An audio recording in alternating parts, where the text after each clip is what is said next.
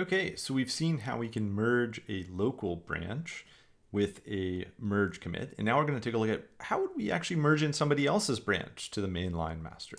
Well, again, we can see other branches on remote repositories with the -- all flag.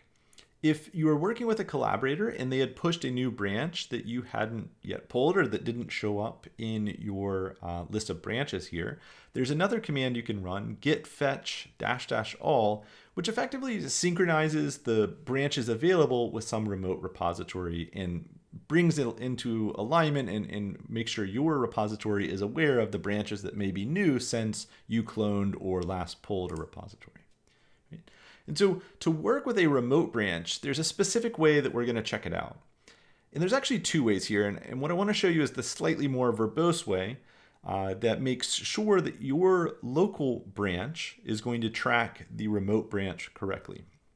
And so when we list our branches, and again, if we do git branch all, we see that we've got things like remote origin, feature count, remote origin, feature welcome, and master. All right. So we're going to check out the branch by running the remote branch by running the git checkout command. And we're going to give this special option here. We're going to say, hey, track, and then the name of the remote branch that we're tracking is origin/feature count. Right? So git checkout track origin feature count. Okay. And so notice the message that it gives us is it's set up a local feature branch a local feature count branch. So git branch. And we see that we've got that checked out. And that is tracking the remote branch named feature count from the origin remote. And remember, origin here is just GitHub. That was the repository we cloned from initially. Okay, so now we've actually got a local branch named feature count. And if we were to take a look at what happens when we run this, actually, let's take a look at the source code, because to see the effects of this, you need to actually get to the end of the game. What changed here is that we're counting the number of tries it takes. So notice that when we print off, it only took you n tries. We're keeping track. We've added a variable to keep track of tries and increased it as each guess is taken. Okay. So one of the ways that you can see what's changed in a file is to go look at the files yourself. But that tends to be hard to spot and hard to even know what someone changed unless you were hinted to it. The more common way, or the recommended way of seeing changes from where you're at, is to say git diff master. Okay?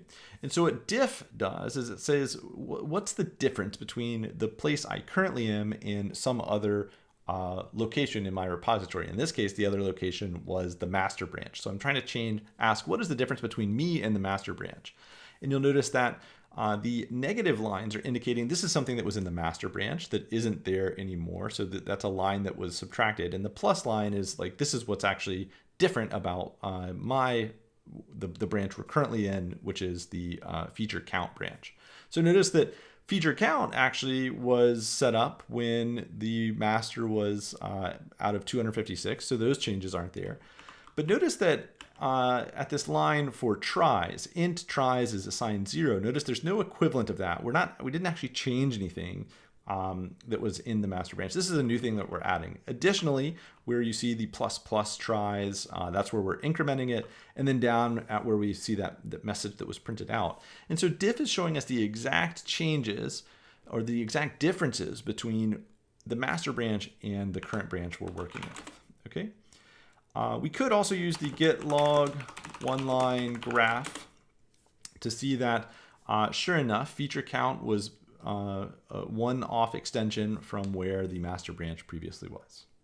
Okay, so now that we've done that, what we'd like to do is actually try and merge this branch in. Right? So the question is, how do we merge this feature branch in, and what happens when we do? So as we just looked at, we can compare the differences, and the process for merging one branch into another is you want to check out the branch that you're merging into, right? So we're going to merge into master, and the branch that we're going to merge into master is the feature count branch. So you can go ahead and check out the master branch, and I will do that with you. So git checkout master. And again, if we run the git branch command, we see that the master branch is now the one that we're on. And the next thing that we're going to do is merge once again with the no fast forward flag. So that means we're going to create an explicit merge commit. And in this case, this would have happened no matter what because our histories had diverged. But we're going to be explicit here. We're going to say no fast forward, and we're going to merge in the feature count branch. Okay, so git merge no fast forward, and the branch that we're merging in is named feature count. Okay, so once again, I'm just going to use this default message that's set up, but we're given the opportunity to edit our commit message. So I'm going to just give capital ZZ, and the merge was made. Notice that we didn't have to, even though there were differing changes, Git was smart about how it merged these two things together. And what it did was it noticed that there were only 3 new lines actually in this other branch that we were merging in the feature count branch, right? And so those 3 lines that were added are how it took those lines and merged those in, right? So now if we were to look at our history, we can see it looks a little bit crazier, right? So here's where our feature challenge branch went off into its own history, right? So the feature challenge branch was here. There's a commit here, and then it was merged back in. And this was the merge commit we made in the previous video, right? So this is what we saw previously. But notice that there was this other branch, right? And this other branch was the add tries counter to the game. So this is where we're keeping track of our count, the number of tries. And then the commit that we just made that merged these 2 branches together, right? That merged these 2 branches together was the one that merged feature count into the master branch, right? So here we had 2 different features that we were working on. These branches were merged back into master separately from one another.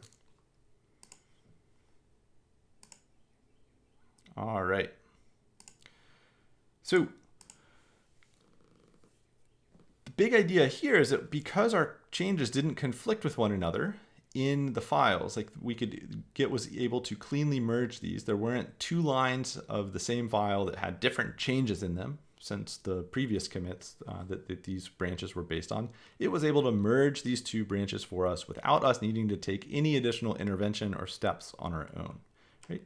And that's pretty great. And we saw the history of that by using the 1-line graph representation of it. In the next video, we're going to take a look at, well, what happens when a merge doesn't happen so cleanly, when there are conflicting changes at certain points in a file. And we're going to take a look at how we resolve those commits as part of our last video.